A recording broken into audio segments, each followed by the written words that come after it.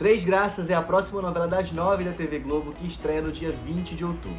A história acompanha a vida de uma mulher, sua filha e a sua mãe, todas unidas por um destino comum, a gravidez solo na adolescência. Ambientada em São Paulo, a trama promete falar sobre injustiças sociais e a luta diária de milhões de brasileiras que batalham para vencer obstáculos. Bora saber qual a história da trama, todas as curiosidades e bastidores dessa produção? É depois da vinheta.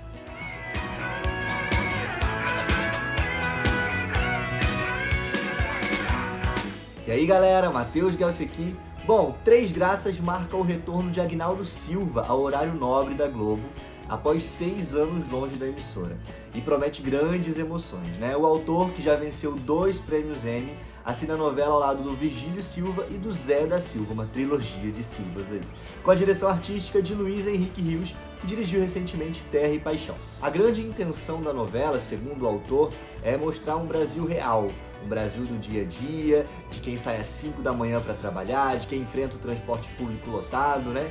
A luta pela sobrevivência, uma história intensa que só a cidade grande oferece. No centro da novela estão 3 mulheres da mesma família, ligadas pelo mesmo sobrenome, Maria das Graças.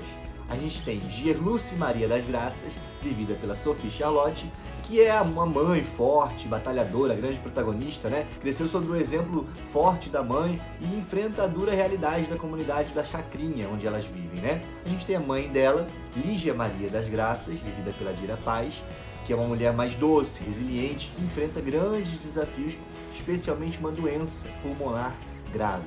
E a gente tem a filha da Gerluce, a Joelle, que logo no início da história descobre estar grávida aos 15 anos de idade, assim como o que aconteceu com a mãe, né, também na adolescência.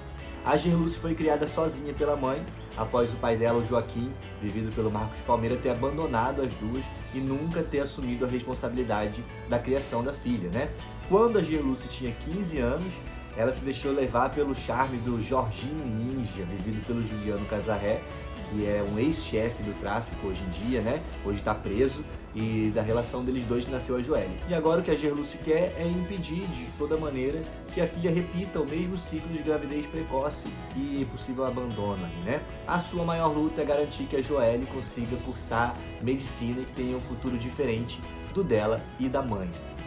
Mas a Joelle, a jovem Joelle, tem personalidade bastante forte e também engravida aos 15 anos de idade e decide manter em segredo o pai do seu bebê, que é o Raul, vivido pelo Paulo Mendes, filho da patroa da Gerluce, filho da Arminda, vivida pela Grazi Massafera. O Raul é um rapaz rico que se envolve com droga ali na novela e deve dinheiro ao atual chefe do tráfico, né? O Bagdá, vivido pelo Xamã. E apesar do amor que ele tem pela Joelle, ele não assume o filho e acaba deixando a menina arrasada, fazendo com que o ciclo se repita pela 3ª vez na família Maria das Graças. Esse então é o núcleo central da novela, o núcleo das protagonistas. Ali, junto com a família, tem outros personagens também, como a Kellen, vivida pela Luísa Rosa, que é filha do pastor Albérico Henrique Dias. A Kellen é a melhor amiga e a cúmplice da Joelle, né? Então é ali a confidente, a amiga da Joelle. Ela apoia a Joelle a viver a gravidez de forma positiva, mesmo mantendo o segredo das famílias, né? Já a Gerluce, a protagonista, junto ali com ela tem a Viviane, vivida pela Gabriela Loran, que é uma farmacêutica responsável pelos medicamentos da comunidade. E junto com a Gerluce, elas vão descobrir que os remédios entregues gratuitamente para a comunidade são falsificados, são adulterados com farinha e não surtem efeito nenhum. É a partir desse plot, dessa descoberta da falsificação dos medicamentos, que a vida da mocinha e dos vilões vai se entrelaçar. Porque a mãe da Gerluce, a Lígia, ela é uma das pessoas que necessita dos remédios que vêm sendo adulterados, né? Então é a partir daí que a Gerluce vai buscar por justiça, né? Vai buscar resolver essa história toda. E bom, falando dos vilões, os vilões centrais da história são a Arminda e o Santiago Ferretti, que juntos comandam o esquema criminoso por trás de uma fundação que deveria ajudar os mais pobres, né? A Arminda, Grazi Massafera, é uma mulher rica, arrogante, a clássica vilã, né? Cruel. Ela é viúva do ex-sócio desaparecido do Ferretti, que é o Rogério, e ela vive num casarão luxuoso no bairro da Aclimação com a mãe dela, a Josefa, vivida pela Arlete Salles, que é uma senhora com problemas neurológicos, né? O Santiago, por sua vez, é um empresário extremamente poderoso, né? Ele é o grande vilãozão da novela, né? Ele é casado com a Zenilda, vivida pela Andréa Horta, e eles são pais do Leonardo e da Lorena, vividos pelo Pedro Novaes e pela Alanis Guiar. Ferretti, apesar de ser esse grande vilão da novela, ele construiu uma imagem pública de benfeitor. Não raramente ele recebe muitas homenagens governamentais pelo trabalho social que ele supostamente faz, né? Porque na verdade ele lidera um esquema onde medicamentos de alto custo são trocados por placebos feitos de farinha, né? E isso obviamente compromete a saúde de milhares de pessoas mais pobres. Ele e a Arminda escondem uma grande quantidade de dinheiro dentro de uma obra de arte grande, imensa, chamada As Três Graças, em um quarto secreto lá na casa da mansão da Arminda. Nesse esquema todo, né, da operação, da fundação e etc., tem vários outros personagens presentes ali. A gente tem a Xenica, vivida pela Carla Marins, que é uma antiga funcionária da fundação, que hoje é mãe do médico José Maria, vivido pelo Túlio Starling, que inicialmente não desconfiam do golpe, aparentemente, né? Então, pelo menos inicialmente, como a sinopse descreve, eles são pessoas boas. A gente tem a Samira, vivida pela Fernanda Vasconcelos, que é a chefe de cozinha da fundação e que mantém uma atividade criminosa paralela. Eu vi umas notícias que dizem, inclusive, que essas atividades têm a ver com uma espécie de tráfico de bebês, né? Isso ainda está sendo divulgado na imprensa, não é nada ainda tão confirmado, a gente não tem tantas informações sobre isso, mas tem uma história próxima disso aí. A gente tem o Macedo, vivido pelo Rodrigo Garcia, que é o braço direito do Ferretti e é encarregado dos serviços sujos, né? Das ameaças e tudo mais. Tem o Edilberto, que é o Júlio Rocha, que vive um capanga também ali do Ferretti, né? Bastante frio, cruel. Tem o Vicente, vivido pelo Marcelo Escorel, que é o gerente dessa fábrica clandestina onde os placebos são produzidos. Lá na comunidade da Chacrinha, onde vive a Gerluce e a família dela, a gente tem outros personagens. Ali é basicamente o cenário das lutas diárias dos protagonistas, né? Além da família principal, como a gente já falou aqui, vivem o Misael, vivido pelo Belo, que é um cara que perde a esposa pela falha nos medicamentos e busca justiça, né? Uma das primeiras pessoas a buscar justiça por conta disso. Tem o Joaquim, como eu falei ali, o Marcos Palmeira, que é o pai da Gerluce, que vive isolado e não reconhece a filha nem a neta. Tem o Júnior, vivido pelo Gutierre Sotero, que é descrito como um jovem batalhador que perdeu o pai também devido aos medicamentos falsos. Tem o Bagdá, que é o xamã, como a gente já falou aqui também, que é o traficante-chefe da comunidade, e os comparsas do Bagdá, o Vandilson e o Alemão, vividos pelo Vinícius Teixeira e pelo Lucas Higg, que controlam ali o tráfico local. A trama também conta com um núcleo policial, e no núcleo policial a gente tem ali como personagem central o Paulinho Reitz, vivido pelo Rômulo Estrela. Um homem íntegro, né, filho de um policial também que foi morto em serviço anos atrás. Ali na delegacia a gente também tem o delegado, né, o Jairo Barroso, vivido pelo André Matos, e a estagiária Juquinha, vivida pela Gabriela Medvedovski. O Paulinho, o Rômulo Estrela, apesar de ser um desastre no amor, ele se apaixona pela Gerluce. Então é ele que é o nosso protagonista masculino da história, né? Ele e a Gerluce. A Gerluce, aliás, começa a novela estando num relacionamento, descrito como um relacionamento difícil, com o Gilmar, o vivido pelo Amaury Lorenzo, que é o motorista de ônibus que a Gerluce pega todos os dias, mas o verdadeiro amor mesmo, né, esse protagonismo mesmo vai pro Paulinho, o policial. Outro núcleo da novela, na zona oeste de São Paulo, vive o Casper, vivido pelo Miguel Falabella, e o marido dele, o João Rubens, vivido pelo Samuel de Assis. Eles vivem uma vida dedicada à arte. Eles têm uma galeria de arte ali em São Paulo e eles criam a Meg, vivida pela Mel Muzilo, que é uma filha adotiva deles, né? Bastante gentil, descrita como determinada também. Mas a sobrinha do Casper chega ali na família, a Lucélia, também conhecida como Lucy, né? Vivida pela Daphne Bozaski. Ela chega ali na família e ela balança ali aquela estrutura porque ela é descrita como uma jovem de índole bastante duvidosa. Ela traz tensões familiares e problemas que vão afetar o relacionamento da família e especialmente o namoro de Meg e Júnior, o Gutierre Sotero, né? Pelo que eu li, a família vai ter também um antiquário, uma coisa assim, eu não sei se o antiquário é a mesma coisa que a galeria de arte, e a Lucy vai começar a cometer pequenos furtos para poder vender as coisas e ganhar dinheiro. E ela vai jogar a culpa toda desses furtos, das coisas que estão sumindo, na Meg. Na frente do casarão da Arminda, a gente tem um edifício e é ali que vive um outro núcleo da novela, composto aí pelo Rivaldo, o Augusto Madeira, que trabalha como porteiro ali, né, nesse edifício ali da frente, e ele vive ali com a esposa, a Alaide, vivida pela Juliana Alves, e o filho, Cristiano, vivido pelo Davi Luiz Flores. Com a chegada dos pais da Alaide, a Chica, vivida pela Regiane Faria, e o Célio, vivido pelo Otávio Miller, a rotina dessa família muda drasticamente. É uma família que é considerada como o núcleo cômico da novela, apesar do Célio se aliar ao Ferretti, né, atuando como um espião para o empresário corrupto. A novela promete abordar muitos dilemas, né? Até onde ir para buscar justiça em um sistema que é bastante injusto. A Gerluce vai encontrar aquela grande quantia de dinheiro escondida dentro da estátua das Três Graças e vai se ver ali em frente a uma cruzilhada ética, né? Combater o mal ainda tentando a justiça ou recorrer a caminhos duvidosos, né? Pegar esse dinheiro e fazer uma outra coisa. Todos os personagens principais enfrentam decisões difíceis aí que envolvem valores, sobrevivência e etc.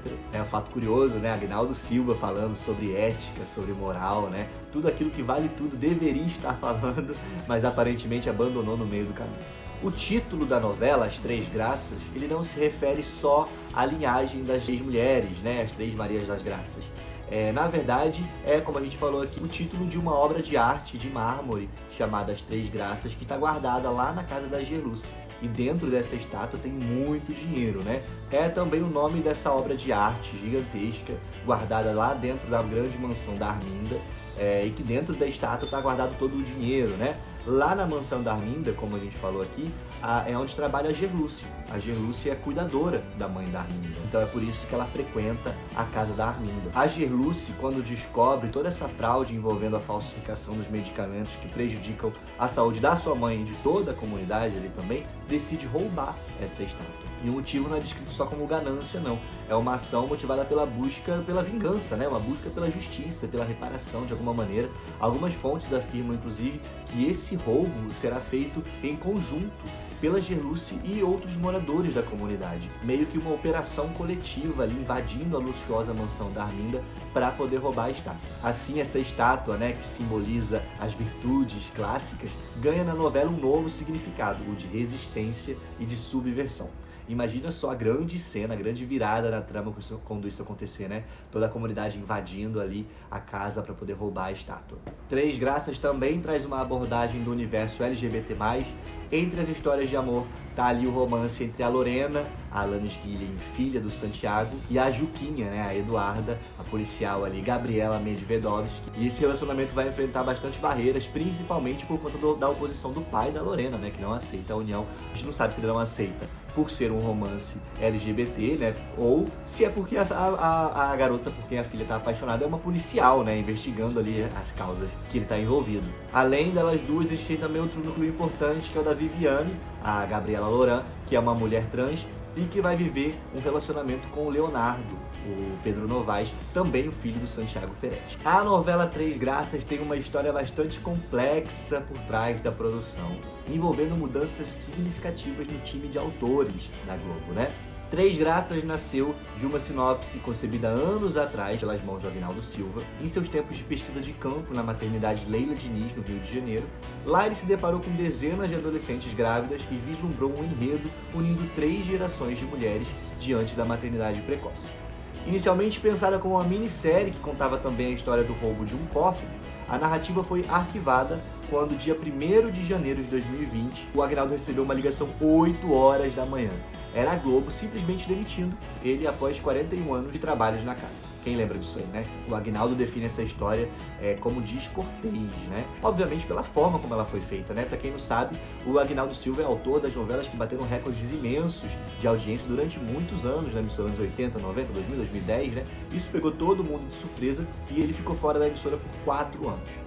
Em 2025, a Globo, enfrentando uma crise de audiência aí no horário das 9, deu o sinal verde à novela Rosa dos Ventos, da Glória Pérez, que abordaria o aborto forçado. Então a novela tinha sido confirmada, mas no entanto alguma coisa aconteceu no meio do caminho e eles consideraram um assunto inadequado para a grade, exigindo mudanças drásticas no roteiro. A Glória Pérez não aceitou essa imposição. Ela disse, inclusive, que tirar o aborto da novela seria como tirar o King Kong do filme e disse que se sentiu engessada pela emissora e rescindiu o contrato em abril de 2025, encerrando 42 anos de parceria com a Platinado. A novela já tinha um elenco definido, teria Grazi Massafera, Murilo Benício, Giovanna Antonelli, Rômulo Estrela, Sharon Menezes e Isis Valverde escalados, né? Tá, Matheus, mas o que essa novela da Glória Pérez tem a ver com Três Graças? Pois é, então a Globo já estava nesse processo de renegociação com Agnaldo Silva para ele voltar para a emissora para assumir a substituta de Rosa dos Ventos, né? Alguns falam até que essa foi uma estratégia da Globo para readmitir o Agnaldo Silva para que ele não falasse tão mal assim da nova versão de Vale Tudo, já que estava começando a receber já uma enxurrada de críticas, né? Para quem não sabe, o Agnaldo Silva é o único autor vivo da versão original de Vale Tudo, mas enfim, aí a Globo fez esse processo para trazer o Agnaldo Silva de volta para a emissora, que ia substituir Rosa dos Ventos. Com o cancelamento de Rosa dos Ventos, Três Graças então assumiu o posto de substituta de Vale Tudo. Inicialmente, a novela se passaria no Rio de Janeiro. O Agnaldo Silva já tinha declarado que pretendia trazer de volta a comunidade da Portelinha, que ele criou lá para a novela Duas Caras, em 2008, mas a Globo mudou de ideia e decidiu ambientar a novela em São Paulo, alegando que todas as últimas novelas da faixa, né, já eram ambientadas no Rio de Janeiro. A montagem do elenco de Três Graças foi um fator bastante curioso. A gente teve vários reaproveitamentos, testes, recusas. Lembram dos atores que eu falei que estavam confirmados lá para Rosa dos Ventos? Pois então, a ideia era reaproveitar esses atores, né? A Grazi Massafera e o Murilo Benício, que em Rosa dos Ventos ela seria a protagonista, né, e ele o grande vilão, foram aproveitados aqui em Três Graças como os grandes vilões, a Arminda e o Ferete. O Rômulo Estrela, também mocinho na novela que foi cancelada, passou a viver aqui o Paulinho Reis, como a gente falou, o policial protagonista masculino, que forma par com a Sophie Charlotte. A Sophie Charlotte foi escolhida para ser a Gerlúcia após testes realizados também com a Sharon Menezes, que estava lá no elenco de Rosa dos Ventos, e também a Giovanna Cordeiro fez teste para essa personagem, mas a química da Sophie com o Rômulo Estrela garantiu o papel principal para ela. Para a vilã principal, a Arminda, antes da Grazi Massafera, a Giovanna Antonelli chegou a ser considerada, mas depois foi descartada. A Sharon também fez teste para a vilã, para a Arminda, e acabou ficando aí com a Grazi Massafera. Já a Isis Valverde, a última dessas atrizes escaladas para Rosa dos Ventos, a gente não tem informações se ela chegou a ser cogitada para Três Graças. Além desses atores, muitos outros também foram cogitados para a novela. Entre as recusas mais polêmicas, a Aline Moraes foi convidada pessoalmente pelo Agnaldo Silva para viver a Zenilda, a esposa submissa do Ferete, que enfrenta a traição da melhor amiga, né, e passa ali por reviravoltas, mas ela recusou o convite, alegando prioridades à família e compromisso com o teatro, deixando o papel então para a Andréa Horta. Para a vilã Arminda, a Marjorie este ano também foi cogitada, mas também recusou por conflitos de agenda. O Eduardo Moscovis recusou a proposta para viver o grande vilão, o Ferete, por questões de agenda, e aceitou uma participação menor. Ele vai ser o marido desaparecido da Arminda, né? Que era sócio do Ferete e desapareceu misteriosamente. O personagem do Eduardo Moscovis então vai entrar na novela por volta ali do capítulo 80. Além desses, outras atrizes também estiveram cogitadas para a novela, como Juliana Paz, Gina Duarte, Cássia Kiss e Suzana Vieira. Provavelmente essas três últimas atrizes deviam estar cotadas para a personagem da mãe da Arminda, né? Que vai ser vivida pela Arlete Salles. Mas nenhuma delas foi confirmada no final das contas.